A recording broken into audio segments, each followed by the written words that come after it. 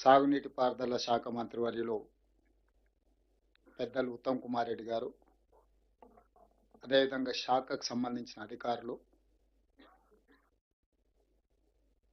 పూర్తి స్థాయిలో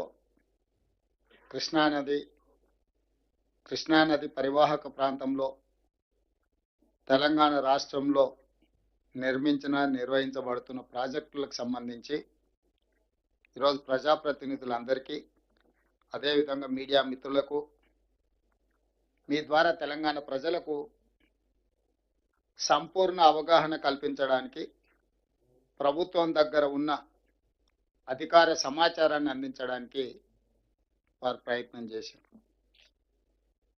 ఇక్కడ తెలంగాణ రాష్ట్ర ముఖ్యమంత్రిగా కొన్ని అంశాలను మీ ముందు పెట్టడమే కాకుండా తప్పులకు పాల్పడిన వాళ్ళు, ఉద్దేశపూర్వకంగా తెలంగాణ రాష్ట్రానికి నష్టం కలిగించిన వాళ్ళు ఈరోజు ఆ సమస్యల్ని పరిష్కరించి తెలంగాణ ప్రజలకు, ముఖ్యంగా రైతాంగానికి న్యాయం చేద్దామని ఈ ప్రభుత్వం చేస్తున్న ప్రయత్నాన్ని సమర్థించకపోయినా పర్వాలేదు. వాళ్ళ సంకుచిత స్వభావంతో ఈ ప్రభుత్వాన్ని విమర్శించడమే కాకుండా ఈ ప్రభుత్వం యొక్క ఉద్దేశాన్ని, ఆలోచనను, అవగాహనను తప్పుబట్టి ప్రజలకు తప్పుడు సమాచారాన్ని చేరవేసే ప్రయత్నం చేస్తున్నారు. అందుకే ఈరోజు నూతన సంవత్సరం మొదటి రోజు సాగునీటి పారుదల శాఖ మంత్రివర్యులు ఈ అత్యవసర సమావేశాన్ని ఏర్పాటు చేయడం జరిగింది.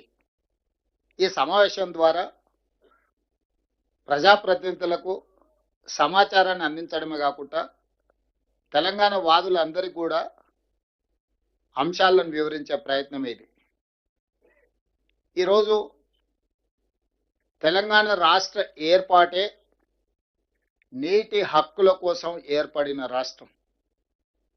తెలంగాణ రాష్ట్ర ఉద్యమ నేపథ్యాన్ని పరిశీలిస్తే అది ఇప్పుడైనా ఎప్పుడైనా ఈ ప్రాంత ప్రజలు, ఈ ప్రాంత ప్రజాప్రతినిధులు, తెలంగాణ వాదులు మొట్టమొదట బలంగా వాదన వినిపించిందే జలాల గురించి, నీళ్ల గురించి. నీటి కోసం కొట్లాటనే ప్రత్యేక తెలంగాణ రాష్ట్రము దేశంలోనే అభివృద్ధి చెందిన మొదటి రాష్ట్రంగా, ప్రపంచానికి ఆదర్శంగా నిలబడే రాష్ట్రంగా తీర్చిదిద్దడానికి అవకాశం ఉంది.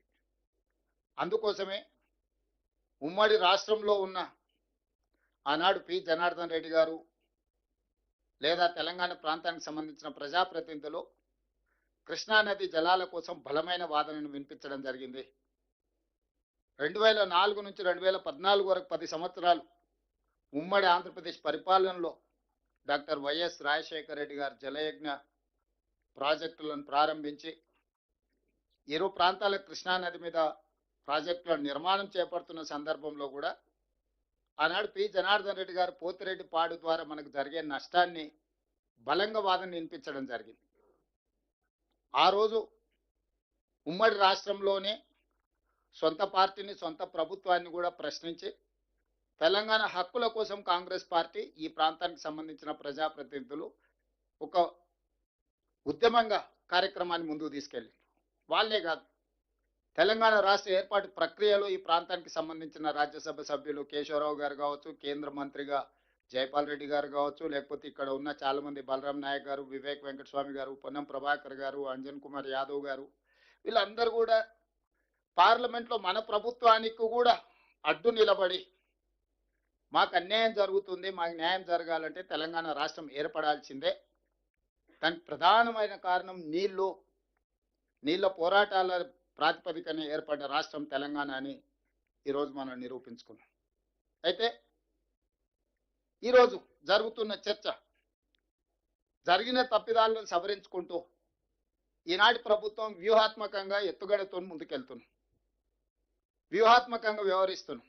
ఆర్భాటం కోసం, ప్రచారం కోసం, ప్రగల్భాల కోసం పత్రికా సమావేశాలు పెట్టి పక్క రాష్ట్రాన్ని విమర్శిస్తున్నామనే నేపథ్యంలో రాజకీయ లబ్ధి పొందాలన్న ఆలోచనతో కాకుండా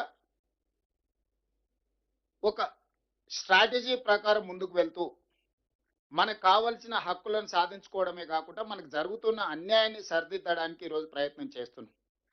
దీనికి సంబంధించి చంద్రశేఖరరావు గారు, హరీష్ రావు గారు వివిధ సందర్భాలలో టీఆర్ఎస్ నాయకులు మాట్లాడుతున్న మాటలకు సంబంధించి కొంత వివరణ నేను ఇవ్వాలని, ఎందుకంటే టీవీ ఛానల్స్లో కానీ ప్రజా వేదికల మీద ప్రభుత్వం తరఫున వాదన వినిపిస్తున్న వాళ్లకు కొంత సమాచారాన్ని అందించాలి ప్రభుత్వం తరఫున అనేది మా ఆలోచన. ఈరోజు తెలంగాణ రాష్ట్రం ఏర్పడిన తర్వాత చంద్రశేఖరరావు గారు ముఖ్యమంత్రి బాధ్యత చేపట్టిన తర్వాత, ఆంధ్రప్రదేశ్కు చంద్రబాబు నాయుడు గారు ముఖ్యమంత్రిగా బాధ్యత చేపట్టిన తర్వాత నీటి పంపకాలు జరిగినాయి.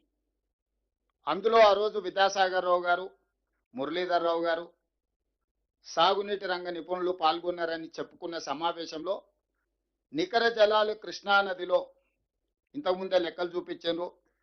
3 రాష్ట్రాలు మహారాష్ట్ర, కర్ణాటక, ఉమ్మడి ఆంధ్రప్రదేశ్కి 811 టీఎంసీలు, కర్ణాటకకి 734 టీఎంసీలు, మహారాష్ట్రకి 585 టీఎంసీలు, మొత్తం 2130 టీఎంసీల నీటి కేటాయింపుల్లో ఉమ్మడి ఆంధ్రప్రదేశ్కు 811 టీఎంసీలు నికరంగా కేటాయించడం జరిగింది. ఉమ్మడి రాష్ట్రం ఉన్నప్పుడు, రాష్ట్ర విభజన చర్చ జరుగుతున్నప్పుడు ఉమ్మడి ఆంధ్రప్రదేశ్లో కృష్ణా బేసిన్ మీద నిర్మించిన ప్రాజెక్టులకు ఏ ప్రాజెక్టు ఎన్ని నీళ్లను వాడుకుంటుందో కిరణ్ కుమార్ రెడ్డి గారు ఉన్నప్పుడు ఒక లెక్క తీసిండ్రు. ఆ లెక్క ప్రకారము నీటి కేటాయింపులు జరగాలని, ఆంధ్రప్రదేశ్ ప్రయోజనం చేకూరాలని కిరణ్ కుమార్ రెడ్డి గారు తీవ్రమైన ప్రయత్నం చేసి ఆంధ్రప్రదేశ్ యొక్క నీళ్ళ హక్కులను సాధించాలని కిరణ్ కుమార్ రెడ్డి గారు ఆనాడు ప్రభుత్వంలో ఒక లెక్కలు తీశారు. ఆ లెక్క ప్రకారము 512 టీఎంసీలు ఆంధ్రప్రదేశ్కు సంబంధించిన ప్రాజెక్టులకు, తెలంగాణలో నిర్వహించబడుతున్న ప్రాజెక్టులకు 299 టీఎంసీలు. ఈ లెక్క ప్రకారం వారు ఒక లెక్క తీసిండ్రు 2013లో. అంటే 34% తెలంగాణకి, 66% ఆంధ్రప్రదేశ్కి. తెలంగాణ రాష్ట్రం ఏర్పడిన తర్వాత కేంద్ర ప్రభుత్వం ఏర్పాటు చేసిన లేదా జరిగిన చర్చలలో పాల్గొన్న చంద్రశేఖరరావు గారు, హరీష్ రావు గారు ఈ 34, 66% మేము పంచుకుంటామని చెప్పి ఒప్పందం చేసుకున్నారు. మొదట 1 సంవత్సరం కోసం చేసుకుంటున్నామన్నారు. 2వ సంవత్సరం పోయి మరొక సంవత్సరానికి పొడిగించారు. 3వ సంవత్సరం పోయి మరొకసారి పొడిగించారు. ఇక 2020లో పోయి చంద్రశేఖరరావు గారు అసలే ఓపిక లేని మనిషి, పెద్దల కేశవరావు గారికి బాగా తెలుసు. ఎవడొస్తాయి ఊకే మళ్ళీసారి, ఇక మళ్ళీ వచ్చేదే లేదు. ఆ Krishna water tribunal, Bachawat tribunal ఫైనల్గా నీటి కేటాయింపులు జరిగే వరకు ఇక మళ్ళీ వచ్చేది లేదు. ఒకటేసారి వన్స్ ఫర్ ఆల్ సంతకం పెడుతున్నా ఇక 512, 2299 దాకా మేము వాడుకుంటాం. ఇంకా ఊకే మళ్ళీ మమ్మల్ని విలువకరి, ఊకే నా డిస్టర్బ్ చేయకరి, ఫామ్ హౌస్లు ఉంటాయని చెప్పి క్లియర్గా 2020 సంవత్సరంలో సంతకం పెట్టి శాశ్వతంగా తెలంగాణకు 34%, ఆంధ్రప్రదేశ్కు 66% కృష్ణానదిలో నీటి కేటాయింపుల మీద సంతకం పెట్టి పర్మనెంట్గా వాళ్ళకి హక్కు ఇచ్చిండు. దీనివల్ల ఈరోజు మీరందరూ గుర్తించాల్సింది, ఈ బచావత్ ట్రిబ్యునల్ ఎప్పుడు వేసిండ్రు అనుకుంటున్నారు? 2004 వేసిండ్రు. 21 సంవత్సరాలు అయింది ఈ రోజుకు లెక్కేస్తే. బ్రిజేష్ ఫస్ట్ బచావత్, రెండవది బ్రిజేష్ ట్రిబ్యునల్ని అపాయింట్ చేసింది కృష్ణానది మీద నీటి పంపకాల కోసము 2004లో వేస్తే ఈరోజు 2026కు వచ్చినాం. 21 సంవత్సరాలైనా ఈ నీళ్ల మీద జడ్జిమెంట్ రాలే. ఇంకా ఎన్నేళ్ళకు వస్తుందో దానికి లెక్కలేదు. అట్లాంటిది ఆ జడ్జిమెంట్ వచ్చేంత వరకు 512 ఆంధ్రప్రదేశ్ వాడుకుంటుంది, 299 తెలంగాణ వాడుకుంటుందని చంద్రశేఖరరావు గారు సంతకం పెట్టారు. ఇది ఆంధ్రప్రదేశ్కు అలసైంది, అవకాశం వచ్చింది. ఈ ప్రకారంగా వాడుకోవడానికి అన్ని ప్రాజెక్టులు పూర్తి చేసుకోవడం కోసం వాళ్ళు బచావత్ ట్రిబ్యునల్ని ముందుకు పోనిస్తలేరు. డేట్ల మీద డేట్లు వేసుకుంటా సంవత్సరానికి 5-6 హియరింగ్స్ కూడా జరగకుండా వాళ్ళు వాయిదాలు వేసుకుంటూ పోతారు. ఎందుకంటే వాళ్ళకి క్లియర్గా ఒక లడ్డు దొరికింది. మనమే సంతకం పెట్టి 512 టీఎంసీలు ఆంధ్రప్రదేశ్ వాడుకోవడానికి మేము ఒప్పుకుంటున్నాం, 299 మాత్రం మేము వాడుకుంటామని మన సంతకం పెట్టించిన తర్వాత ఇక డిస్ప్యూట్ సెటిల్మెంట్ ఆంధ్రప్రదేశ్ ఎందుకు ముందుకు వస్తుంది? ఈరోజు బచావత్ ట్రిబ్యునల్ ముందల మన వాదన ఏంది? చంద్రశేఖరరావు బ్రిజేష్ ట్రిబ్యునల్ ముందల మన వాదన ఏంది? ఈరోజు మేము ఏం చెప్పినాము? అంతర్జాతీయ జల విధానంలో పరివాహక ప్రాంతం ఎంతైతే ఉంటుందో అంత ప్రపోర్షనట్ షేర్ తెలంగాణకి ఇవ్వాలి. దాని ప్రకారం మా తెలంగాణ పరివాహక ప్రాంతం 71%, ఆంధ్రప్రదేశ్ పరివాహక ప్రాంతం 29%. దీని ప్రకారము మాకు 555 టీఎంసీల నీళ్లు వస్తాయి. మీకు మిగిలిన నీళ్లు మాత్రమే వస్తాయి కాబట్టి మాకు నికర జలాలలో 811 టీఎంసీల్లో 555 టీఎంసీలు పరివాహక ప్రాంతాన్ని లెక్కగట్టి 71% మాకివ్వండి, 29% మీరు తీసుకోండి అని మొదటి వాదన వినిపించినాం. రెండోది, ఇదే బ్రిజేష్ ట్రిబ్యునల్ ఈ 811 కాకుండా అదనంగా ఇంకా కొంత నీటి లభ్యత ఉన్నదని 1005 టీఎంసీలు టోటల్గా ఉంటుంది అని ఆర్డర్ ఇచ్చిండ్రు గతంలో. దాని మీద సుప్రీంకోర్టు స్టే చేసింది. ఒకవేళ 1005 టీఎంసీలు కృష్ణా నదిలో నీటి లభ్యత ఉమ్మడి ఆంధ్రప్రదేశ్కు ఉంటే 763 టీఎంసీలు తెలంగాణకి ఇవ్వండి, మిగతా 287 టీఎంసీలు మాత్రమే ఆంధ్రప్రదేశ్కి ఇవ్వండి అని చెప్పి రెండో వాదన మనం వచ్చినాక వినిపించినాం. దాంతో ఈరోజు ఆంధ్రప్రదేశ్ ఉక్కిరి బిక్కిరి అవడమే కాకుండా ఆంధ్రప్రదేశ్ ప్రధాన ప్రతిపక్షమైన జగన్మోహన్ రెడ్డి గారు చంద్రబాబు నాయుడు గారికి లేఖ రాసిండు 19th November 2025, almost 1.5 month back. ఏమని? తెలంగాణ సమర్థవంతంగా కృష్ణానది జలాల నీటి కేటాయింపుల మీద వాదన వినిపిస్తుంది, మీరు ఎక్కడ కూడా వాళ్ళని ఎదుర్కోలేకపోతున్నారు. దీనివల్ల ఆంధ్రప్రదేశ్కు మేము సాధించిన, చంద్రశేఖరరావు గారిని మేము మేనేజ్ చేసి సాధించిన నీటి కేటాయింపులు కూడా ఈరోజు తిరిగి తెలంగాణకి వెళ్ళిపోయే ప్రమాదం ఉందని ఈరోజు జగన్మోహన్ రెడ్డి గారు అధికారికంగా చంద్రబాబు నాయుడు గారికి లేఖ రాసిండు. ఈ నేపథ్యంలో నిన్నమన్న జరిగిన ఎన్నికలు, ఈ నీళ్ళ వెనకాల కుత్సితమైన రాజకీయం ఉన్నది. తెలంగాణ రాష్ట్రం వచ్చిన తర్వాత లేదా చంద్రశేఖరరావు గారు మాజీ ముఖ్యమంత్రి అయిన తర్వాత 2023 డిసెంబర్లో జరిగిన అసెంబ్లీ ఎన్నికల్లో ఆ పార్టీ ఓడిపోయింది. 2024 పార్లమెంట్ ఎన్నికల్లో ఆ పార్టీ ఒక్క సీటు గెలవలేదు. ఆ పార్టీ పుట్టినప్పటి నుంచి ఈ పరిస్థితి ఎప్పుడు ఆ పార్టీకి లేదు. ఆ తర్వాత కంటోన్మెంట్లో జరిగిన ఉప ఎన్నికలు, ఆ తర్వాత జూబ్లీ హిల్స్లో జరిగిన ఉప ఎన్నికలు, ఆ తర్వాత సర్పంచ్ ఎన్నికల్లో జరిగిన ఎన్నికల్లో ఎక్కడ కూడా పార్టీకి ఆశించిన ఫలితాలు రాలేదు. ఓటమి తప్ప పార్టీకి ఏమీ కనిపించలేదు. ఇప్పటి వరకు ఎన్నికల్లోనే ఓడిపోతూ వచ్చిన బీఆర్ఎస్ పార్టీ మనుగడనే కష్టమవుతుందని చంద్రశేఖరరావు గారు గుర్తించి బయటకు వచ్చి మళ్ళీ జల వివాదం రేపితేనే ఇరు రాష్ట్రాల మధ్య వైషమ్యాల నేపథ్యంలో తెలంగాణ రాష్ట్ర ప్రభుత్వము రేవంత్ రెడ్డి ఆంధ్రప్రదేశ్కు సహకరిస్తున్నాడని ఒక అపోహను కల్పించడం ద్వారా తన పార్టీని బతికించుకునే ప్రయత్నంలో భాగంగా ఒక అబద్ధాల సంఘాన్ని ఏర్పాటు చేసుకొని అబద్ధాల సంఘం ద్వారా నోరు తెరిస్తే ప్రతి పదము అబద్ధం, తూకం వేస్తే 24 క్యారెట్ అబద్ధం. చంద్రశేఖరరావు గారు, హరీష్ రావు గారు చెప్పి ఏదైనా మీరు బంగారంతో మెజర్ చేయాల్సి వస్తే 24 క్యారెట్ ఈజ్ చాలా అత్యంత నాణ్యమైన బంగారం అంటారు కదా, అట్లా 24 క్యారెట్ అబద్ధాలు చంద్రశేఖరరావు గారు, హరీష్ రావు గారు చెప్పి మన మీద అపోహలు కల్పించే ప్రయత్నం చేస్తున్నారు. అందుకే ఈరోజు వారి నిర్ణయాల వల్ల జరిగిన వాటిని ఉత్తమ్ కుమార్ రెడ్డి గారు చాలా డీటెయిల్గా చెప్పారు. నేను పొలిటికల్ అప్రోచ్ చెప్పదలుచుకున్న సహచరం మంత్రులకు అండ్ ఎమ్మెల్యేలకు రేపు పొద్దుగాల వాదన వినిపించడానికి. గోదావరి బేసిన్లో తుమ్మిడియేటి నుంచి చేవెళ్ల వరకు నీళ్లు ఇవ్వడానికి ఆనాడు అంచనాలు వేసి 38,500 కోట్లతో మొదలుపెట్టిన ప్రాజెక్టును రీడిజైనింగ్ పేరు మీద తుమ్మిడిహెట్టి నుంచి మేడిగడ్డకు తరలించడం ద్వారా 1,50,000 కోట్లకు అంచనాలు పెంచారు. ఇందులో ప్రధానంగా ఆయన వ్యాపారం సింపుల్, అయిన ట్రేడ్ సీక్రెట్ ఏంది లేదు, పంపులు లిఫ్టులు. ఎన్ని పంపులు ఎన్ని లిఫ్టులు పెంచితే చంద్రశేఖరరావు గారి ఇంట్లో అంత కనక వర్షం కురుస్తుంది. వేరే ఏ ఫార్ములా కనిపెట్టలే ఆయన. ఈ మట్టి పని ఒకటి చేస్తాడు, తట పని ఒకటి చేస్తాడు, పంపులు లిఫ్టులు తీసుకురా ఆడబడి బిల్లులు ఎత్తేసి. కాళేశ్వరం మీద పీసీ ఘోష్ ఏం రిపోర్ట్ ఇచ్చిండో నేను చెప్పాల్సిన అవసరం లేదు, లోతుకి వెళ్ళదలుచుకోలేదు. సేమ్ ఫార్ములా జూరాల నుంచి ఉమ్మడి రాష్ట్రంలో మంజూరు చేసిన పాలమూరు రంగారెడ్డి ఎత్తిపోతల పథకాన్ని జూరాల నుంచి శ్రీశైలానికి తరలించిండు. 3 స్టేజ్లలో ఉండే పంపులు 5 స్టేజ్లకు మారింది. 22 పంపులు కాస్త 37 పంపులుగా మారింది. 32,500 కోట్లు 32,200 కోట్ల రూపాయలతో పూర్తి కావాల్సిన పాలమూరు రంగారెడ్డి ఎత్తిపోతల జూరాల సోర్స్ నుంచి ప్రాజెక్టు ఈరోజు 84,000 కోట్లు ఖర్చు పెడితే కూడా పూర్తి అవుతుందనే గ్యారెంటీ లేదు. ఒక ప్రాథమిక అంచనా మాత్రమే. చంద్రశేఖరరావు గారి లెక్కల్లోనే 55,000 కోట్లకు పెరిగింది. ఇందులో ప్రధానంగా ఆయన సాధించిన విజయము 22 పంపులను 37 పంపులుగా మార్చిండు. 3 స్టేజీల్లో ఎత్తాల్సిన లిఫ్టులను 5 స్టేజీలోకి ఎత్తిండు. ఈ 3 స్టేజీల నుంచి 5 స్టేజీలకు జూరాల నుంచి శ్రీశైలంకి ఎప్పుడైతే మార్చిండో ఆంధ్రప్రదేశ్కి అవకాశం వచ్చింది.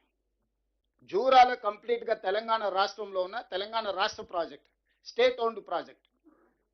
కర్ణాటక నుంచి కృష్ణా నది జలాలు భీమా ద్వారా వచ్చే జలాలు జూరాల దగ్గరికి వస్తాయి. కొత్త సోర్స్ ఏం లేదు. మేజర్గా కృష్ణా నది జలాలు మహారాష్ట్ర నుంచి కర్ణాటక నుంచి బయలుదేరి ఉమ్మడి ఆంధ్రప్రదేశ్లో ఎక్కడికి వస్తాయని అంటే మహబూబ్ నగర్ జిల్లా జూరాల ప్రాజెక్టుకు వస్తాయి. నీళ్లు వచ్చినప్పుడే జూరాల నుంచి మనం లిఫ్ట్ చేసుకొని మొత్తం మహబూబ్ నగర్ జిల్లా, రంగారెడ్డి జిల్లా, నల్గొండ ఎక్కడికి తీసుకెళ్ళా తెలంగాణకి ఎక్కడికైనా తీసుకెళ్ళొచ్చు. దొరికిన కాడ వదిలేసి తోక దగ్గరకు పోయింది. తల దగ్గర పట్టుకోవాల్సింది వదిలేసి తల వదిలేసి తోక దగ్గర పట్టుకుంటా అని శ్రీశైలం పోయాడు. శ్రీశైలంకి వచ్చే వరకల్లా ఒక ఒడ్డున రాయలసీమ ఉంది, ఇంకొక ఒడ్డున తెలంగాణ ఉంది. రాయలసీమ ఒడ్డున వాళ్ళకున్న పోతిరెడ్డిపాడు కావచ్చు, ముచ్చిమర్రి కావచ్చు, మాల్యాల కావచ్చు, రాయలసీమ లిఫ్ట్ కావచ్చు, ఈ ప్రాజెక్టులన్నీ అటువైపున వాళ్ళు ఈరోజు 13.37 టీఎంసీలు పర్ డే, అంటే ఒక సముద్రాన్ని మలిపినట్టు 13 టీఎంసీలు 13.5 టీఎంసీలు దాదాపుగా ఒక రోజుకు తరలించుకోవడానికి అవకాశం. అంటే ఒక నదినే మలుపుకొని పోయినట్టు. తెలంగాణ సైడ్ ఉన్న ప్రాజెక్టులన్నీ ఏంటంటే పాలమూరు రంగారెడ్డి ఎత్తిపోతలు ఒకవేళ 100% కంప్లీట్ చేస్తే 2 టీఎంసీ, కల్వకుర్తి లిఫ్ట్ ఇరిగేషన్ నాకు తెలిసి 4,000 క్యూసెక్స్, అంతేనా Vijayabhaskar? SLBC tunnel 4,000 cusecs, best scenario 6,000 cusecs. Hardly మనం డిజైన్ చేసిన ప్రాజెక్టే శ్రీశైలం బ్యాక్ వాటర్స్ నుంచి తెలంగాణకి 2.5 టీఎంసీలు కూడా లేదు. ఈ రోజు ఎంత వాడుకుంటున్నాం మనం అంటే నిజంగా ఈ లెక్కలు చూస్తే మనం సర్ప్రైజ్ అవ్వాలి. 0.25 టీఎంసీ ఈరోజు తెలంగాణ శ్రీశైలం బ్యాక్ వాటర్స్ నుంచి వాడుకోవడానికి ఉన్న మన ఇన్ఫ్రాస్ట్రక్చర్ ఎంతనే అంటే 0.25 TMC, not even half TMC, quarter TMC మనం వాడుకోగలుగుతున్నాము. Just quarter TMC. ఈరోజు పోతిరెడ్డిపాడు 8 టీఎంసీలు, మాల్యాల కావచ్చు లేకపోతే ముచ్చుమర్రి కావచ్చు అదొక 1 టీఎంసీ పైన, రాయలసీమ ఒక 3 టీఎంసీ పైన. ఇప్పుడు లెక్కలన్నీ ఉత్తమ్ కుమార్ రెడ్డి గారు చూపించిండ్రు. ఈరోజు 2 వైపుల నుంచి నీటి హక్కులు అనుకో, నీటి చౌర్యం అనుకో, హక్కులు లెక్కేసినా నీ దగ్గర ఎత్తుకోవడానికి ఏంది లేదు. ఒకవేళ దొంగతనంలో పోటీ వాడదామన్నా వాడు 13.5 టీఎంసీలు రోజుకు దొంగతనం చేస్తే నీ దగ్గర 1/2 టీఎంసీ కూడా దొంగతనం చేయడానికి లేదు. దొంగతనం చేయడానికన్నా నీకు కనీసం శక్తి ఉండాలి, హక్కులు సాధించడానికన్నా శక్తి ఉండాలి. ఇవాళ చంద్రశేఖరరావు గారు జూరాల నుంచి శ్రీశైలంకు మార్చడం వల్ల 3 లిఫ్టులు కాస్త 5 లిఫ్టులు అయినాయి, 22 పంపులు కాస్త 37 పంపులు అయిపోయినాయి. తెలంగాణ రాష్ట్రానికి సర్వ హక్కులు ఉన్న వరద జలాల మీద ఉన్న ప్రాజెక్టు 70 టీఎంసీలో నీళ్లు తీసుకెళ్లి ఉమ్మడి రాష్ట్రం అవ్వడం వల్ల, కంబైన్డ్ స్టేట్ ప్రాజెక్ట్ అవ్వడం వల్ల జల వివాదాన్ని సృష్టించి వాళ్ళు సింపుల్ కేసు వేసారు. ఆంధ్రప్రదేశ్ సోర్సు మారింది, టీఎంసీ మారింది, అంచనా మారింది. కాబట్టి ఇది కొత్త ప్రాజెక్టు, ఉమ్మడి రాష్ట్రంలో మంజూరైన ప్రాజెక్టు కానే కాదు ఇది. ఇప్పుడు ఇది కట్టడానికి వీలేదు, ఈ ప్రాజెక్టు నాపండి అని ఆంధ్రప్రదేశ్ కేసు వేసింది. ఆంధ్రప్రదేశ్ కేసు వేయడంతో తెలంగాణకు నోటీస్ ఇచ్చారు. అయ్యా నువ్వు శ్రీశైలం బ్యాక్ వాటర్స్లో పాలమూరు రంగారెడ్డి ఎత్తిపోతలు కడుతున్నావు అంట కదా 90 టీఎంసీతోని, ఎట్లా కడతావు నువ్వు, నీకు లేనే లేదని.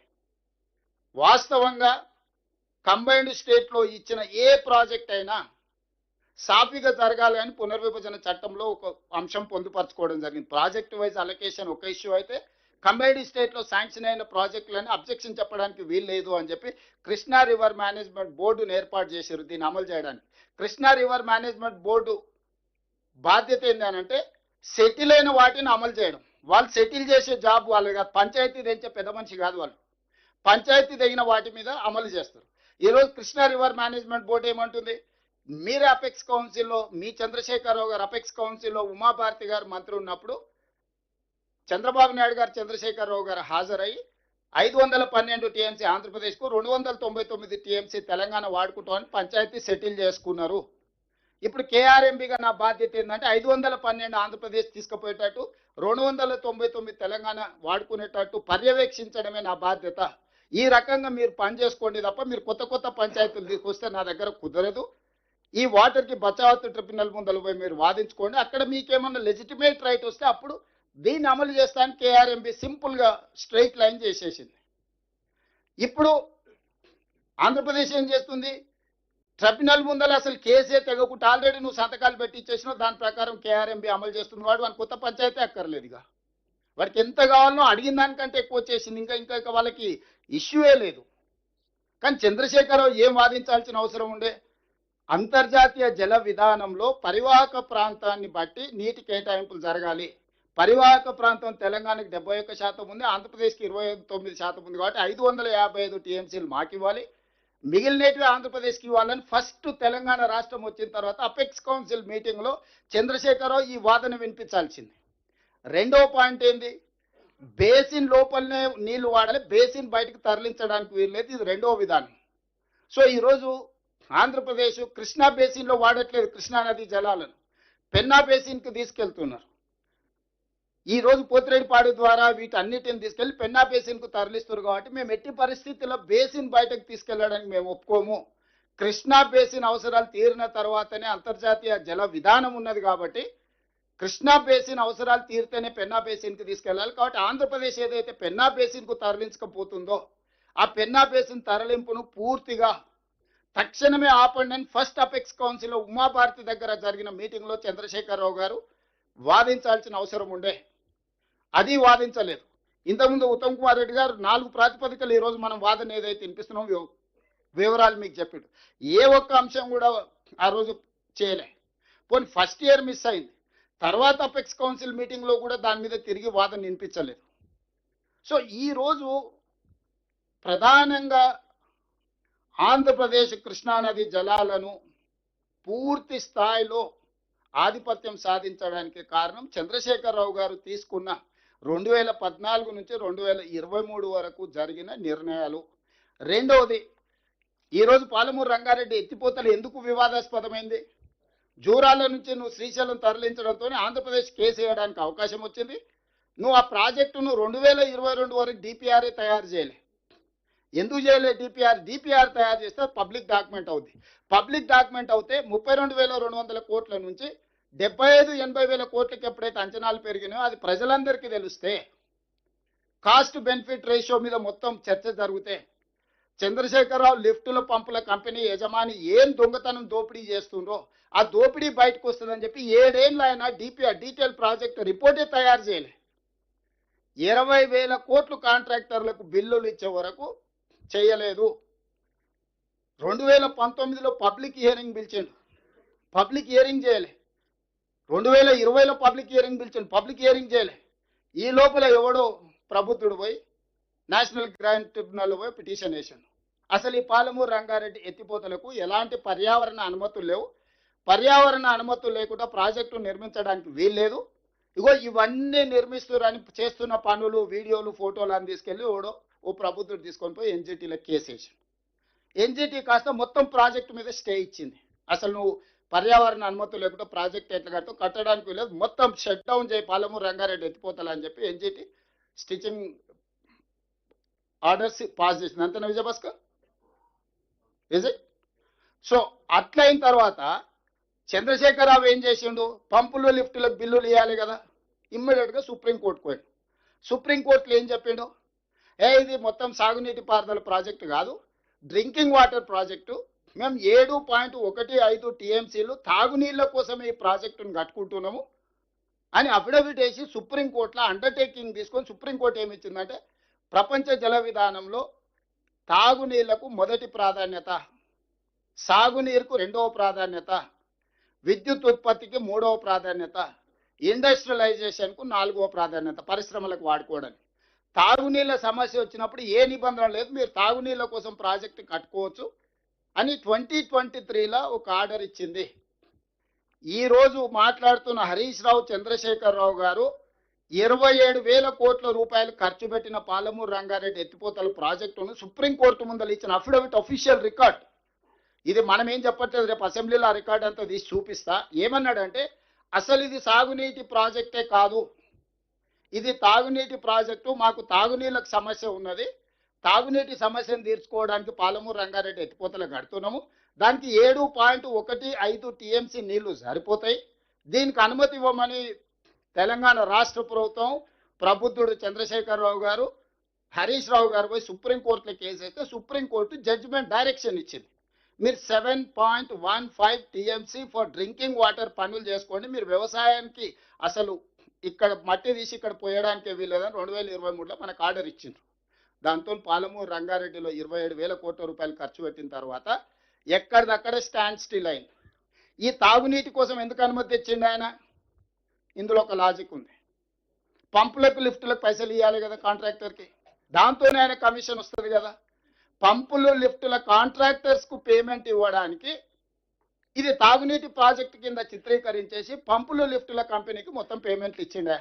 స్థూలంగా చంద్రశేఖరరావు 27,000 కోట్లలో మీరు ఒకసారి మొత్తం డీటెయిల్స్ ఇస్తే పంపులు లిఫ్టులకే పేమెంట్లు ఉంటాయి.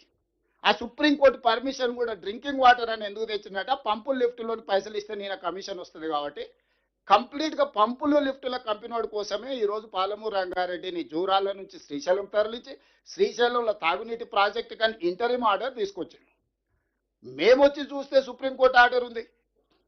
కేంద్ర ప్రభుత్వం దగ్గరకు పోతే వాడేమంటాడు, ఆల్రెడీ ట్రిబ్యునల్ ముందల ఈ వాదన ఉంది, దీని కింద ఈ వాదన ఉంది, మీకు ఏ అనుమతి ఇవ్వడానికి లేదు, ఆల్రెడీ మీ లీడరు పోయిన గవర్నమెంట్ మాకు అఫిడవిట్ ఇచ్చింది, 90 టీఎంసీలో నీకు సోర్సు కొత్తదని ఆంధ్రప్రదేశ్ ఏదైతే పిటిషన్ వేసారో దానికి ఏం చెప్పిండంటే మా దగ్గర మైనర్ ఇరిగేషన్ చెరువులు కుంటలలో మేము నీళ్లు వాడుకుంటున్నాం, అందులో సేవింగ్స్ ఒక 45 టీఎంసీలు మేము చెరువులు కుంటలు వాడుకోకుండా పాలమూరు రంగారెడ్డి ఎత్తిపోతలకు వాడుకుంటాం.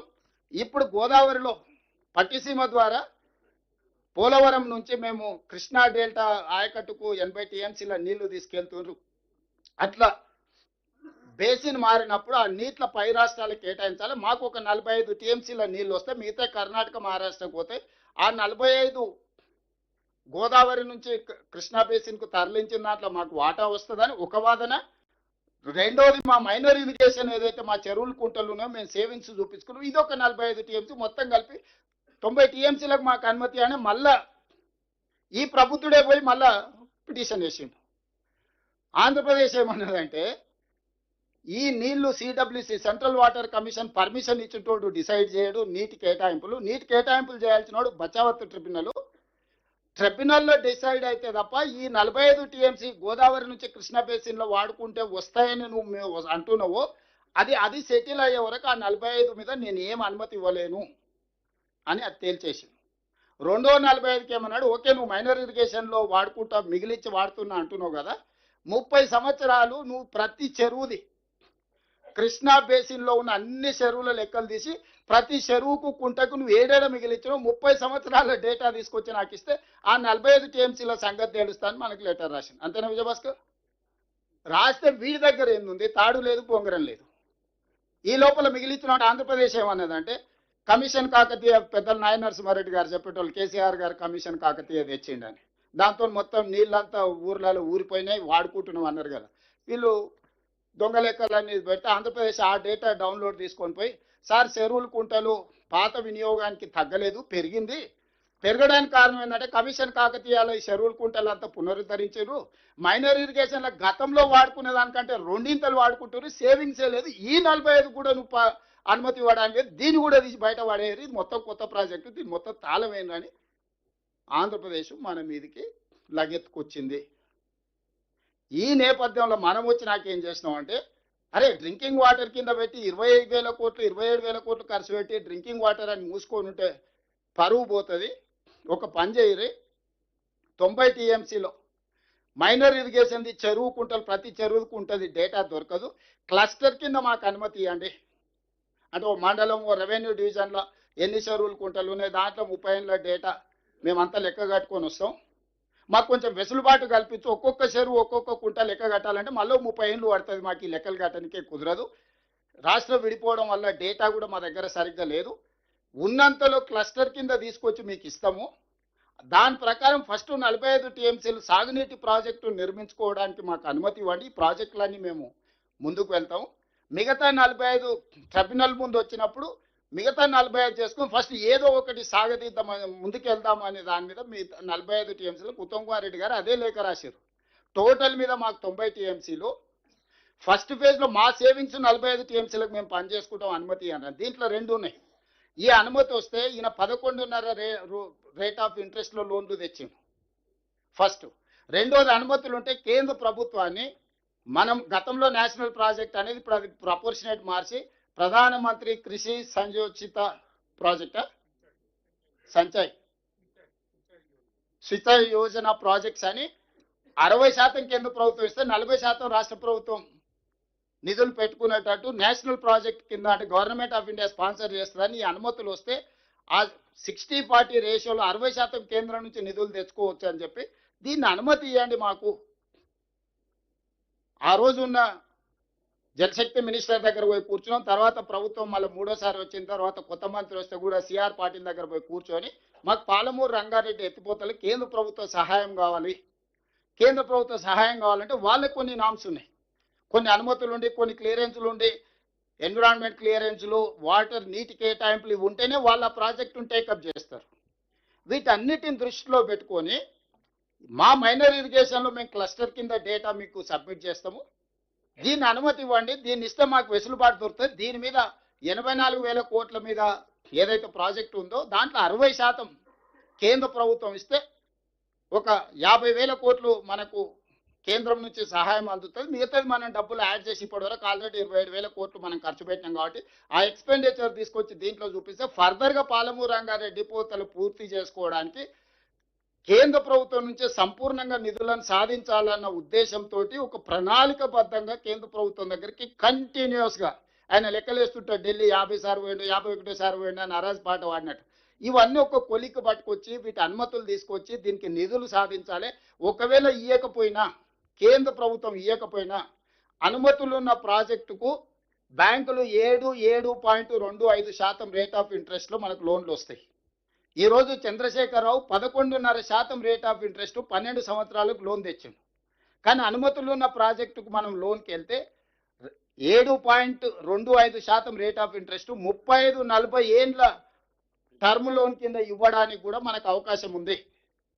అందుకోసం ఎట్లయినా మొదటి విడతగా 45 టీఎంసీలు, రెండవ విడతల ఇంకొక 45 టీఎంసీలకు నీటి అనుమతులు సాధించి సిడబ్ల్యూసి క్లియరెన్స్ తీసుకొచ్చి బ్యాంకుల దగ్గరకు వచ్చి లోన్లు తీసుకొచ్చి ఏదో రకంగా ఈ ప్రాజెక్టును పూర్తి చేయాలని మనం బలమైన వాదన వినిపించి ముందుకెళ్తుంటే ఇప్పుడు ఇదంతా జరిగేటట్టే ఉన్నది. మన పర్సనల్ రిలేషన్స్ అనుకోండి, లేకపోతే ఎవ్రీ టైం ఉత్తమ్ కుమార్ రెడ్డి గారు వెళ్ళి కోర్టులో కూర్చుంటారు. మేము పోయి కన్సర్న్ మినిస్టర్ సుప్రీంకోర్టులో వేసిన ఇంకెన్ని సంవత్సరాలు మీ ట్రిబ్యునల్ పనిచేస్తుంది? 21 సంవత్సరాలు అయింది, ఇంకో 20 ఏళ్ళు చేస్తారా? నెక్స్ట్ 1 ఇయర్లో 12 మంత్స్లో tribunal has to decide. Tribunal ఖచ్చితంగా ఆయనకు 84-85 సంవత్సరాలు వచ్చినాయి. ఆయనకు 65 ఏళ్ళు ఉన్నప్పుడు ఆయన నెత్తి, ఇప్పుడు ఆయనకు 85 ఏళ్ళు వచ్చినాయి. ఇక ఎన్నేళ్ళు అతన్ని ట్రిబ్యునల్ చైర్మన్గా పెడతారో అతని వయసు మీద పడుతుంది, కాలం గడిచిపోతుంది, మాకు సమస్యలు ఉన్నాయి, మీరు ఏదో ఒకటి చేయండి అని సుప్రీంకోర్టులో పిటిషన్ వేసి ఎక్స్పెడైట్ చేయమన్నాం. కన్సర్న్ మినిస్టర్ను, ప్రైమ్ మినిస్టర్ గారిని కూడా కలిసి ఇట్లా 20 ఏళ్ళ పైన అయింది, ఇంకో 20 ఏళ్ళు జరిగితే మొత్తం తెలంగాణకు తీరని అన్యాయం జరిగితే నెక్స్ట్ 1 ఇయర్లో కంక్లూడ్ చేయండి అని అంటే కాస్త ఇప్పుడు అంతకుముందు సంవత్సరానికి 3 సార్లు వినేటోడు ఇప్పుడు నెలకు 3 సార్లు వినకాడికి వచ్చింది. నెలకు 2 సార్లు 3 సార్లు ట్రిబ్యునల్ వాదనలు వింటుంది.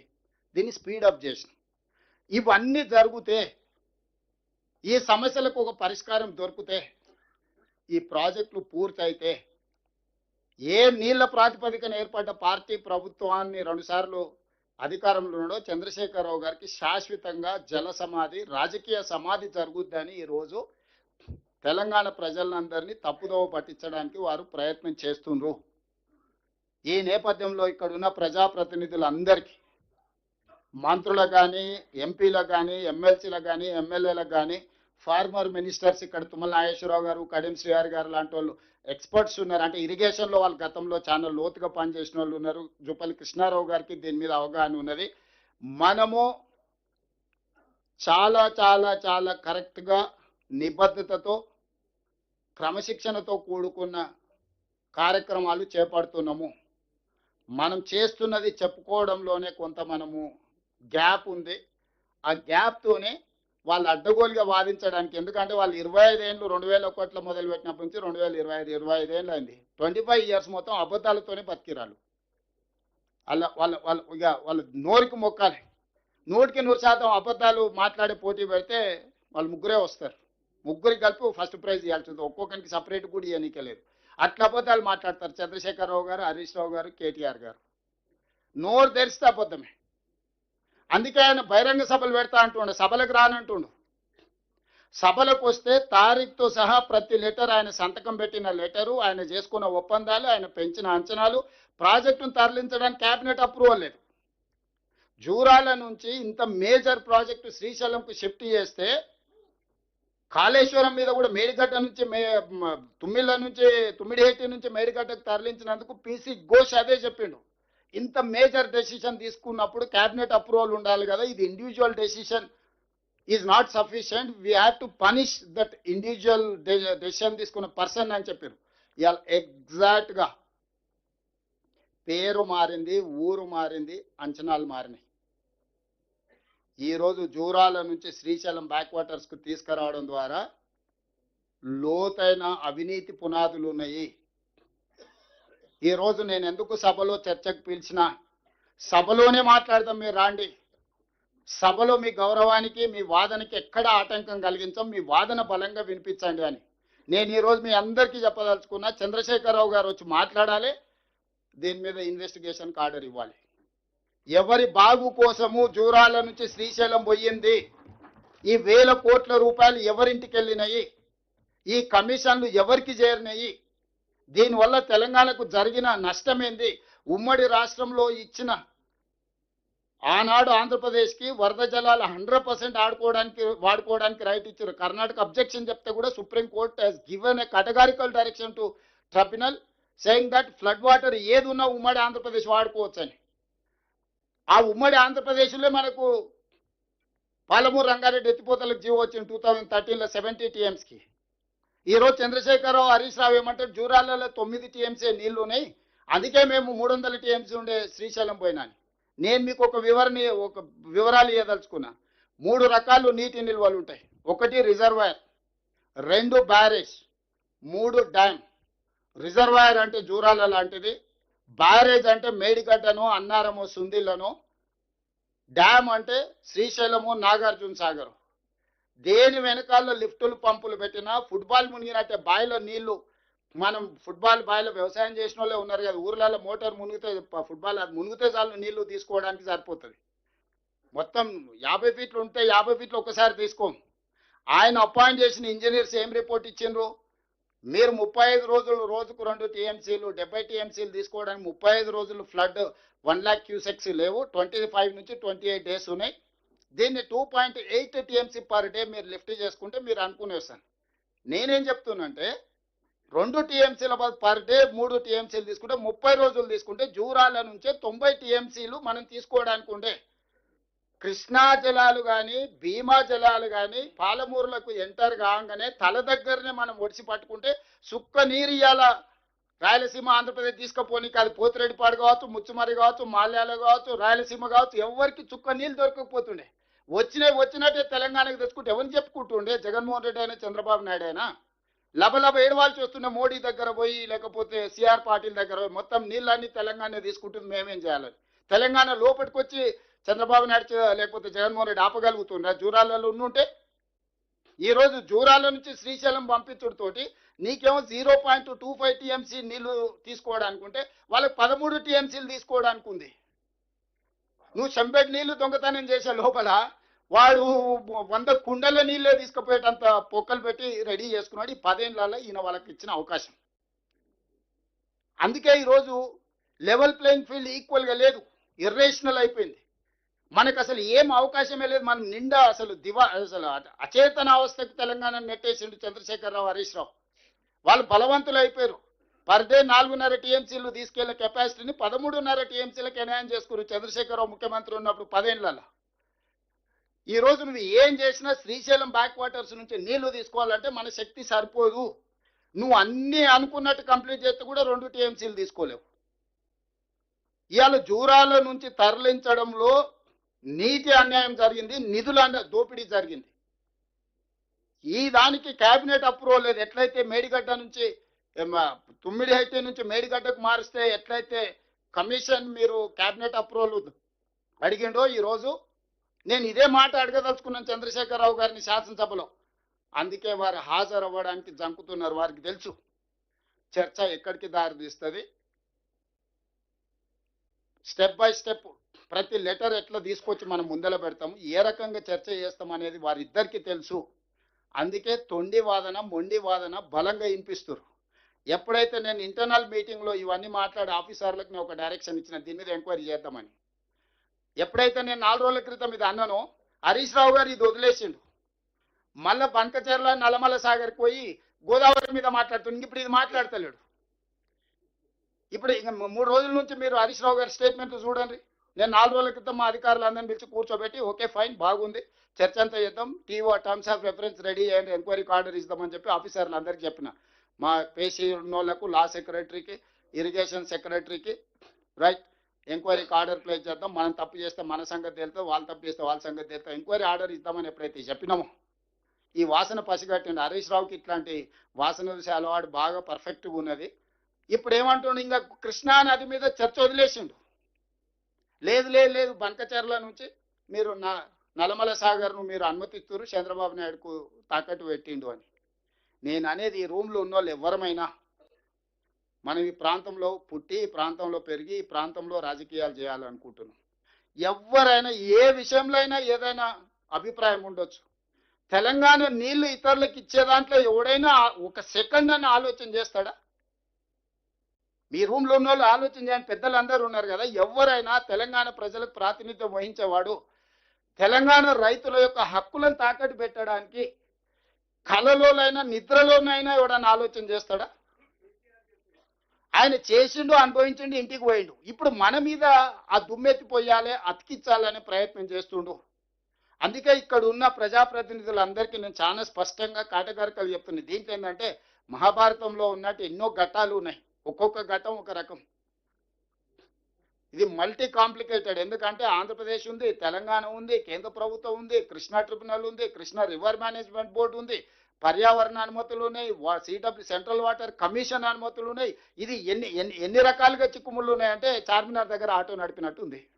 ఎవడు ఏ పక్క నుంచి ఏ సందులో నుంచి ఓడొస్తాడో, సైకిల్ మోటార్ ఓడి వస్తాడో, కారు ఓడి వస్తాడో, ఎవడు వస్తాడో తెలియదు, నడుచుకుంటే వాడు వస్తాడో, అరటి పండ్ల బండ్లోడు వచ్చి అడ్డం పెడతాడో తెలియని పరిస్థితుల ఈ జల వివాదాలకు సంబంధించిన చర్చ ఉన్నది. ఈ చర్చను పూర్తి స్థాయిలో సభలో ఎండగడతాము. ఇందులో వచ్చిన వాళ్ళకు కూడా క్లియర్గా గోదావరి నది, కృష్ణా నది రెండు నదుల మధ్యలో ఉన్నదే తెలంగాణ. ఈ తెలంగాణ హక్కుల కోసం మన ప్రభుత్వం ఉమ్మడి రాష్ట్రంలో హక్కులను సాధించుకోలేకపోతున్నాము, హక్కులకు అన్యాయం జరుగుతుందని, నష్టం జరుగుతుందని తెలంగాణ రాష్ట్రం ఇచ్చినాం. తెలంగాణ రాష్ట్రం వచ్చిన తర్వాత వెళ్ళి కిరణ్ కుమార్ రెడ్డి తయారు చేసిన పేపర్ మీద కేసీఆర్, హరీష్ రావు గారు ఇద్దరు కలిసి సంతకం పెట్టేస్తే ఆ కిరణ్ కుమార్ రెడ్డి కంటే వీళ్ళు ఎక్కువ దుర్మార్గులు కదా. కాళోజీ చెప్పిండు కదా, పకోడి చేస్తామని పొలిమేరలు అవతల తడతాం, వీడియో అయితే ఇక్కడ పాత్ర వేస్తాం అనేది చెప్పిండు కదా. సో అది సరిగ్గా వీళ్ళిద్దరికి వర్తిస్తుంది. ఆ రోజు ఇరిగేషన్ మినిస్టర్ హరీష్ రావు గారు, చీఫ్ మినిస్టర్ కేసీఆర్ గారు, వీళ్ళిద్దరిని ఊరేసిన నేను అథారిటీగా చెప్తున్నా, వాళ్ళిద్దరిని ఈ జలాల విషయంలో చేసిన అన్యాయానికి హరీష్ రావు గారిని, కేసీఆర్ గారిని ఊరే తీసినా తప్పు లేదు. ఇదే మిడిల్ ఈస్ట్ కంట్రీస్ అయితే చౌరస్తాలనే ప్రజల చేత రాళ్లతో కొట్టించి చంపించుండేవాళ్ళు. మనది ప్రజాస్వామిక దేశం కాబట్టి ప్రజాస్వామ్య బద్ధంగానే ఎవరినైనా శిక్షించాలి కాబట్టి కసబును కూడా మనము చాలా రోజులు జైల్లో పెట్టి, బిర్యానీ పెట్టి విచారణ చేసి ఉరి తీయాల్సి వచ్చింది. అందరి కళ్ళ ముందల AK-47 పెట్టి చాలా మందిని కాల్ చేసిన కసబ్ కూడా మనం ప్రజాస్వామిక బద్ధంగా విచారణ చేసి అతనికి న్యాయవాదులను పెట్టుకునే అవకాశం ఇచ్చి అతని తరఫున కూడా వాదనలు విన్న తర్వాతనే జడ్జిమెంట్ రాయాల్సి వచ్చింది. ఇక కసబ్కే అన్ని వసతులు ఉంటాయి, కేసీఆర్కి ఎన్ని ఉంటాయి మీకు తెలుసు కదా. అందులో సంపాదించిన సొమ్ముంది, ఎవరినైనా తెచ్చుకోగలుగుతారు న్యాయవాదులను. అందుకే ఈ వేదిక మీద నుంచి నేను సూటిగా మీడియా మిత్రులు కూడా చాలా మంది ఉన్నట్టున్నారు, పెద్దలు శ్రీనివాస్ రెడ్డి గారు మీడియా తరఫున ఉన్నట్టున్నారు. నేను సూటిగా కేసీఆర్ గారికి ఆహ్వానం పలుకుతున్నా, శాసనసభలో చర్చ చేద్దాం. మేము ఓపెన్ మైండ్తో ఉన్నాం. మేము ఏమన్నా మా నిర్ణయాలలో లోపం ఉన్నా, మా నిర్ణయాలను సవరించుకోవడానికి ఏదన్నా ఉన్నా మీరు వచ్చి మాకు సూచన చేయండి, మీ అనుభవాన్ని మాకు ఇవ్వండి. As a former chief minister, as a union cabinet minister, as a state minister, as a MP, MLA, leader of opposition. Jana Reddy గారు రాసిన లేఖలు చాలా ఉన్నాయి. వారు ప్రతిపక్ష నాయకుడిగా ఉన్నప్పుడు కేసీఆర్కి రేపు హౌస్లో చూపిస్తా. ప్రతిపక్ష నాయకుడిగా నువ్వు చేస్తున్న దాంట్లో ఉన్న లోపం ఏంది, నువ్వు సరిదిద్దుకొని ఏం చేయాలనో కూడా జానారెడ్డి గారు ప్రతిపక్ష నాయకుడిగా లేఖలు రాసింది కేసీఆర్ గారికి 2015, 16 ఈ పాలమూరు రంగారెడ్డి ఎత్తిపోతల నుంచి మైనర్ ఇరిగేషన్ వరకు టైమ్ అండ్ అగైన్ ప్రతిపక్ష నాయకుడిగా జానారెడ్డి గారు ఆ రోజు ముఖ్యమంత్రికి ప్రతిపక్ష నాయకుడిగా లేఖలు రాసిండు. ఇందులో మీరు తీసుకుంటున్న నిర్ణయంలో పాలమూరు రంగారెడ్డి ఎత్తిపోతలు ఈ లోపం ఉన్నది, మీరు దీన్ని సవరించి ఈ విధంగా చేస్తే తెలంగాణకు న్యాయం జరుగుద్ది. మైనర్ ఇరిగేషన్లో మీ నిర్ణయాలు ఇలా ఉన్నాయి లోపభీష్టంగా, వీటిని సవరించుకోండి అని చెప్పి ఒక ప్రతిపక్ష నాయకుడిగా జానారెడ్డి గారు పదే పదే ఆనాటి ముఖ్యమంత్రికి లేఖలు రాసిండు. ఇప్పుడు కూడా నేను చంద్రశేఖరరావు గారికి ఆహ్వానం పలుకుతున్నా, సభకు రాండి, చర్చించండి. పోనీ సభలో చర్చించడానికి మీకు నామోషికుంటే మీరు ఏం సూచన ఇస్తారో లేఖ రాయండి, ఏం చేద్దామో చెప్పండి, కార్యాచరణ చెప్పండి, ఎట్లా ముందుకెళ్తాం. అవసరాలు సరిదిద్దలేనంత అన్యాయం తెలంగాణకు కృష్ణా గోదావరి జలాలలో, అది నీళ్లు కావచ్చు, నిధుల ఖర్చు కావచ్చు, అన్యాయం జరిగింది. ఇక అన్యాయాన్ని చూసి ఏడ్చుకుంటూ కూర్చుంటే మనం ముందుకు కూడా వెళ్ళలేము. కాబట్టి ఏదో రకంగా శక్తి కూడా తీసుకొని ప్రభుత్వం ముందుకు వెళ్తుంది. మీరు బలమైన వాదనని క్షేత్రస్థాయిలో వినిపించుకుంటూనే ఈ ప్రాజెక్టులను పూర్తి చేసుకోవడానికి మన అందరం కూడా ముందుకు వెళ్ళాలి. మనస్ఫూర్తిగా ఉత్తమ్ కుమార్ రెడ్డి గారిని నేను అభినందిస్తున్నా. రోజుకు 18 గంటలు, రాత్రి 4 వరకు 5 వరకు, ఎందుకంటే ఏ ఫైలు ఏ కాగితం ఏడుందో ఎవరికి తెలియదు, ఏ కాగితం వెనకాల ఏ కాగితం దాచిపెట్టిండో హరీష్ రావు, చంద్రశేఖరరావు అది తెలియదు. దాని వెనకంగా ముందలంగా ఇట్లా అడ్డం కూడా, ఇప్పుడు పేపర్ చదివితే ఇట్లా చదువుతాం, లేకపోతే ఇట్లా చదువుతాం. కానీ చంద్రశేఖరరావు చేసిన దానికి ఇట్లా కూడా చదవాల్సి వస్తుంది. ఈడ కూడా మన కోడ్ పెట్టిండేమో అని, ఇట్లా 10 పేజీలు ఇట్లుంటే ఇట్లా కూడా రాయడానికి అవకాశం ఉంటుంది. చిన్నప్పుడు స్కూల్లో టెక్స్ట్ బుక్ మీద ఇట్లా పేరు రాసుకునేటోళ్ళం మనం. ఇప్పుడు ఇట్లా కూడా ఈ బండిల్ మీద ఇట్లా కూడా చదవాల్సి వస్తుంది ఉత్తమ్ కుమార్ రెడ్డి గారికి. ఇంత సంక్లిష్టంగా మార్చిండు చంద్రశేఖరరావు గారు, హరీష్ రావు గారు ఇద్దరే. 5 ఏళ్ళు హరీష్ రావు గారు మాత్రం ఉన్నాడు, 5 ఏళ్ళు చంద్రశేఖరరావు గారు మాత్రం ఉన్నాడు. నేను రాను, నేను మాట్లాడాను. మీ అసలు మీ స్థాయి ఎంత, మీ విశాత ఎంత అని అట్లా మాట్లాడుతున్నారు వాళ్ళు. నాకు అర్థం కాలే, వాళ్ళు ఎవరిని అవమానిస్తురో, ఎవరిని ఎటకారం చేస్తుండ్రో. తీస్తాడు ఎడిపోతాడు కానీ. సో నా విజ్ఞప్తి ఒకటే, ఇక్కడ ఎక్కడ కూడా ఈ ప్రభుత్వం చిన్న తప్పిదానికి, చిన్న లోపానికి పాల్పడలేదు. గతంలో చేసిన వాటిని అన్నిటినీ సరిదిద్దడానికి, సవరించడానికి నిత్యం ప్రయత్నం చేస్తున్నాము. ఇదే చేసిన ఉంటే ఉత్తమ్ కుమార్ రెడ్డి గారు 5-6 సార్లు ఈ చదువు చదివితే 5-6 సార్లు ఐఏఎస్ అయి ఉండేటోడు. పిహెచ్డి కూడా ఇవ్వచ్చు, డాక్టరేట్ కూడా ఇవ్వచ్చు. ఇప్పుడు ఈ స్టడీస్కి అంత డీటెయిల్ అండ్ డెప్త్ ఎనాలిసిస్, ఒక పేపర్ 4 లైన్లు జమ చేయడానికి ఎన్ని పేపర్లు చదవాల్సి వస్తుందో అట్లాంటి సిచ్యువేషన్ ఉన్నది. కాబట్టి ఈ విషయాలన్నీ సభలో బలంగా మన వాదన వినిపిద్దాం. మంత్రులు కానీ, ఎమ్మెల్యేలు కానీ ఎవ్వరు కూడా గైర్హాజరు కావద్దు. ఇది చాలా కీలకమైన సందర్భము. సభలో 100% హాజరు ఉండాలి. హాజరుతో పాటు క్రమశిక్షణ కూడా ఉండాలి. మనం ఎవరిని కించపరిచినట్టు మాట్లాడాల్సిన అవసరం లేదు. మన దగ్గర కంటెంట్ ఉంది, ఫ్యాక్ట్స్ ఉన్నాయి, మన దగ్గర చెప్పే నాయకులు ఉన్నారు. గతంలో ఇరిగేషన్లో చేసిన వాళ్ళు సీనియర్స్ ఉన్నారు సభలో.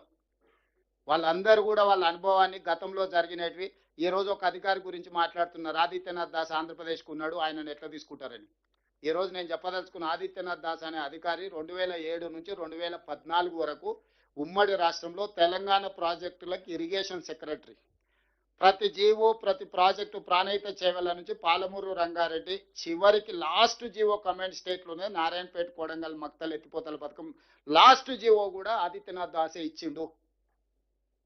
అధికారులల్లో హయ్యెస్ట్ అవగాహన ఉన్న ఒక అధికారి ఆంధ్రప్రదేశ్లో ఉంటే మనం అతన్ని పట్టుకొచ్చి తెలంగాణకు పెట్టుకున్నాం. ఎందుకంటే కంబైన్డ్ స్టేట్లో ఆంధ్రప్రదేశ్ ప్రాజెక్ట్కి ఎస్కే జోషి ఉన్నాడు. ఆంధ్రప్రదేశ్కు మంజూరు చేసిన ఇరిగేషన్ సెక్రటరీగా జోషి గారు అటు ఉన్నారు, దాస్ గారు ఇటు ఉన్నారు. స్టేట్ బైఫర్కేషన్లో ఐఏఎస్లు కేటాయించినప్పుడు దాస్ గారు నాకు తెలంగాణ కావాలని అప్లికేషన్ పెట్టుకున్నారు, తెలంగాణకి ఇవ్వకుండా తను ఆంధ్రప్రదేశ్కి ఇచ్చారు.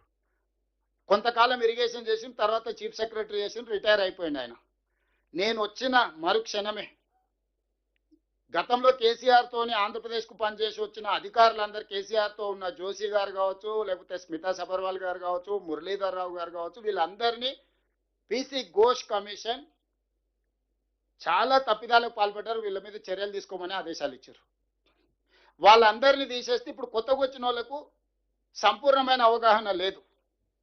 సంపూర్ణమైన అవగాహన 2004 నుంచి 2014 వరకు 10 సంవత్సరాలు తెలంగాణ ప్రతి ఇరిగేషన్ ప్రాజెక్టు మీద కంప్లీట్ నాలెడ్జ్ ఉన్న అధికారిని ఆంధ్రప్రదేశ్లో ఉంటే తెచ్చుకున్నాం మనం. అతను ఆంధ్రప్రదేశ్ అతను కాదు, తెలంగాణ అతను కాదు, అతను బీహార్ అతను. అతనికి ఏ రాష్ట్రంతో ఏం లేదు, ఎక్కడ ఉద్యోగం చేస్తే అక్కడ నిజాయితీగా ఉద్యోగం చేసే బాధ్యత. 10 సంవత్సరాలు ఇరిగేషన్ మీద ఈరోజు మనకి ఇన్ని డీటెయిల్స్ ఎట్లా తెలియగలిగిన, ప్రతి ప్రాజెక్టు ఒరిజినల్గా కన్సీవ్ చేసినప్పుడు ఏం జరిగిందో ఆయనకు తెలుసు. ఒరిజినల్గా ఆ రోజు కంబైన్డ్ స్టేట్లో తక్కువ ఖర్చుతో ఎక్కువ ఆయకట్టుకు నీళ్ళు ఇచ్చేది ఎన్ని రకాలుగా డీటెయిల్ ప్రాజెక్ట్ రిపోర్ట్ చేసారో ఆయనకు తెలుసు. ఈ రోజు మార్చడం వల్ల ఎంత పెరిగిందో ఆయన అంచనా వేయగలడు. ఇప్పుడు అతను ఆ డీటెయిల్స్ అన్ని ఇస్తున్నాడు అని హరీష్ రావు గారి కోపం.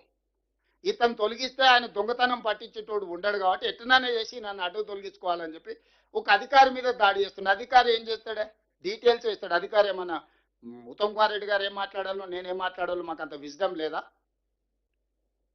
కంబైన్డ్ స్టేట్లో ఆంధ్రప్రదేశ్కు పనిచేసిన వాళ్ళను చంద్రశేఖరరావు పెట్టుకున్నాడు తెలంగాణ రాష్ట్రం వచ్చినాక. కంబైన్డ్ స్టేట్లో తెలంగాణకు పనిచేసిన అధికారులను ఈరోజు నేను ఉత్తమ్ కుమార్ రెడ్డి గారు తెలంగాణ కోసం తెచ్చుకున్నాం. ఆ అధికారులు ఈరోజు ఈ దొంగతనాన్ని మొత్తం లెక్కగట్టి ఇక్కడ నుంచి ఇక్కడ గతంలో జరిగిన జీవోలు కానీ అనుమతులు కానీ ఏమేమి ఉన్నాయి, ఈరోజు మార్చడం వల్ల ఏం జరిగిందనే వివరాలు మాకు సంపూర్ణంగా అందిస్తున్నారు. వీటన్నిటిని నిలదీస్తామని చెప్పి ఈరోజు అధికారులను కూడా టార్గెట్గా చేసుకొని రేవంత్ రెడ్డి సలహాదారే ఆంధ్రప్రదేశ్ నుంచి వచ్చిండు. ఆయన చంద్రబాబు నాయుడుకు, ఆయన చంద్రబాబు నాయుడుకి చుట్టం కాదు, జగన్మోహన్ రెడ్డికి చుట్టం కాదు, రేవంత్ రెడ్డికి చుట్టం కాదు. ఒక సీనియర్ ఐఏఎస్ ఆఫీసర్ 10 years తెలంగాణలో ఉన్న ప్రతి ప్రాజెక్టు మీరు పాత జీవోలు తీసి చూడండి. ఎవరున్నా పాలమూరు రంగారెడ్డి కావచ్చు, నారాయణపేట కొడంగల్ కావచ్చు, లేకపోతే ప్రాణహిత చేవెళ్ళ కావచ్చు, భీమా కావచ్చు, నెట్టంపాడు కావచ్చు, ఏమేం ప్రాజెక్టులకు ఆయన అనుమతులు ఇచ్చిండు అని అంటే ఆ రోజు ఆ వారి అధికారికి ఉన్నప్పుడే వాళ్ళు ఇచ్చిన జీవో అన్ని తెలంగాణ జీవోలు అన్ని కూడా ఉదయ సముద్రం లిఫ్ట్ ఇరిగేషన్ వారు 2007లో జీవో ఇచ్చిందే, డిండి బ్యాలెన్సింగ్ రిజర్వాయర్ వారు జీవో ఇచ్చిందే, అదేవిధంగా ఎస్ఎల్బిసి టన్నెల్కి 2010లో రివైజ్డ్ ఇచ్చింది వారు ఇచ్చిందే, డిండి బ్యాలెన్సింగ్ రిజర్వాయర్ నుంచి ఎగ్జిస్టింగ్ డిండి ప్రాజెక్ట్ లిఫ్ట్కు వారు ఇచ్చిందే, station Ghanpur additional ayacut under ఎంజీఎల్ఐ scheme CR గారికి తెలవాలి ఈ ప్రాజెక్టు వారు ఇచ్చిందే, పిఆర్ఎల్ఐఎస్ ప్రిపేర్ డిపిఆర్ 2014లో జీవో 3 వాళ్ళు ఇచ్చిందే, జవహర్ నెట్టంపాడుకు ఆయన ఇచ్చిందే, Narayanpet Kodangal lift irrigation GO ఆయన ఇచ్చింది. అంటే ఒక అధికారి 10 సంవత్సరాలు తెలంగాణలో పనిచేసి తెలంగాణ ప్రాజెక్టులకు అన్నిటికీ సహకరించిన అధికారిని ఈరోజు పూర్తి స్థాయిలో అవగాహన ఉన్న అధికారిని ఈరోజు తెలంగాణకు మనము ఒక అడ్వైజర్గా పెట్టుకున్నాం ఇరిగేషన్లో. ఎందుకు అని అంటే ఆ కంబైన్డ్ స్టేట్లో తీసుకున్న నిర్ణయాలే ఈరోజు కొనసాగింపు. ఎందుకంటే రాష్ట్ర విభజన చట్టంలో రాసుకున్నదే అది. మన హక్కుల్ని కాపాడుకోవడానికి, మన హక్కులను ప్రస్తావించడానికి మనం ఒక అధికారిని పెట్టుకుంటే దాన్ని కూడా పొలిటికల్ కాంట్రవర్సీ చేయాలనే ప్రయత్నం చేస్తున్నారు ఇక్కడున్న ప్రజాప్రతినిధులకు. అందుకే ఇవన్నీ చెప్తున్నా. 4 నుంచి 14 తెలంగాణ ప్రాజెక్టుల మీద పనిచేసింది ఎవరు, 4 నుంచి 14 ఆంధ్రప్రదేశ్ ప్రాజెక్టుల కోసం పనిచేసిన అధికారులు ఎవరు, తెలంగాణ రాష్ట్రం వచ్చినాక ఎవరు ఎక్కడ పనిచేసారో ఒక లెక్క తీయండి. దాంతో మనం ఎంత స్పష్టతతో ముందుకు వెళ్తున్నామో మిగతా అందరికీ అర్థం అవుద్ది. కాబట్టి చివరగా చంద్రశేఖరరావు గారికి మరొకసారి నేను సూచన చేస్తున్నా, దయచేసి మీరు రాండి సభకు, మనం ఒక మంచి వాతావరణంలో చర్చ చేద్దాం, తెలంగాణ నీటి హక్కులను కాపాడదాం. ఈ ప్రభుత్వానికి ఎలాంటి భేషజాలు లేవు. ఈ ప్రభుత్వం మీరు ఇచ్చే సూచనలు, సహేతుకమైన సలహాలు ఏమున్నా మేము తీసుకుంటాం, మాకేం అభ్యంతరం లేదు. సభకు రావాల్సిందిగా వారు కోరుకుంటున్న కేశవరావు గారు, సుఖేందర్ రెడ్డి గారు, పాత సీనియర్లు కూడా మీరు బయట ఎక్కడైనా విజ్ఞప్తి చేయండి వారిని రమ్మని. ఎందుకంటే తెలంగాణ సమాజానికి కూడా తెలంగాణ కోసం కొట్లాడిన వాళ్ళు అందరూ కూడా సభలో చర్చిద్దామని విజ్ఞప్తి చేస్తారు. నేను పిలిస్తే ఏదో ఆయన మీద ఉండే కోపంతో పిలుస్తూనే ఏమైనా చేస్తాడేమో అని వాళ్ళకి ఏమైనా అనుమానం ఉండవచ్చు. జితేందర్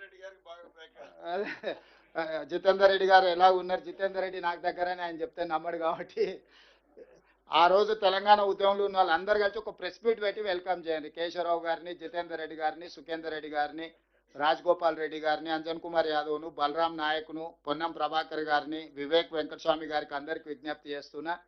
2004 నుంచి 14 తెలంగాణ కోసం కొట్లాడిన ప్రజాప్రతినిధులు ఈరోజు ఏ హోదాలన్నా ఉండండి, మీరు అందరు కలిసి ఒక ప్రెస్ మీట్ పెట్టి కేసీఆర్ గారిని సభకు ఆహ్వానించండి. నేను మీ ద్వారా వారికి మాట ఇస్తున్నా, వారి గౌరవానికి ఎలాంటి భంగం కలగదు. సభానాయకుడిగా ఇది నా హామీ. నా సహచర ఎమ్మెల్యేలకు, మంత్రులకు కూడా ఎట్టి పరిస్థితుల్లో కేసీఆర్ గారు ఏ అంశం ప్రస్తావించినా మాట్లాడడానికి అవకాశం ఇద్దాం. ఒక మంచి సాంప్రదాయాన్ని నెలకొల్పుదాం సభలో. వారు రావాల్సిందిగా కోరుకుంటూ ఇంత మంచి కార్యక్రమాన్ని ఏర్పాటు చేసి అందరికి అవగాహన కల్పించినందుకు ఉత్తమ్ కుమార్ రెడ్డి గారికి మనస్ఫూర్తిగా ధన్యవాదాలు తెలియజేస్తున్నాను.